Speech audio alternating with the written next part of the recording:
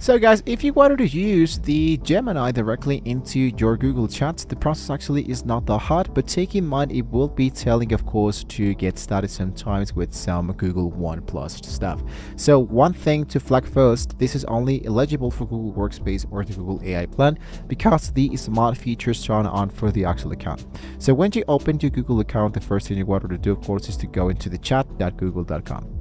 Here what you can do is to open the chat tab directly inside the actual Gmail, something else that we can do directly when you open your Gmail.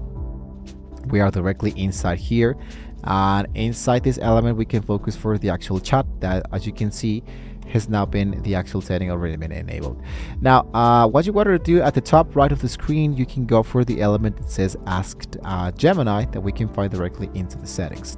So if you don't see it directly inside here, you can always find it directly inside this element. Sometimes if you wanted to see more for the actual stuff, you can see that directly inside here, but in our case I think it is only available for, once again, the AI or the Google AI. So basically what we do is that if I have the free version, I can start with an actual new chat. I have my actual browser spaces, and basically here what I'm going to be doing here is to, let's say for example, this is just a first chat support, and I hit for example for the actual AI to help me with the solution. For example, I can head back, for example, which is Google Gemini. Usually what I do is to copy the actual link of this specific chat that usually we can find directly inside here. Here, for example, let's go for linked to this actual space. I head for Google Gemini. I paste this actual file. Let's say, for example, help me add a summary of my daily day on this chat.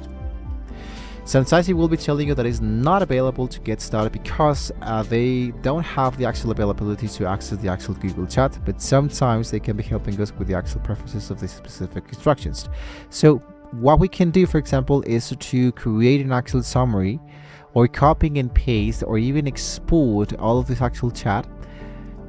And basically, for example, here, something else that I currently have is, for example, I'm going to get started back where it says the home dashboard, go for the three dots. And basically here, for example, what I can do is to enter my chat, copy everything that is inside my actual chat, paste it directly into the Google Gemini, and ask for the actual quick summary.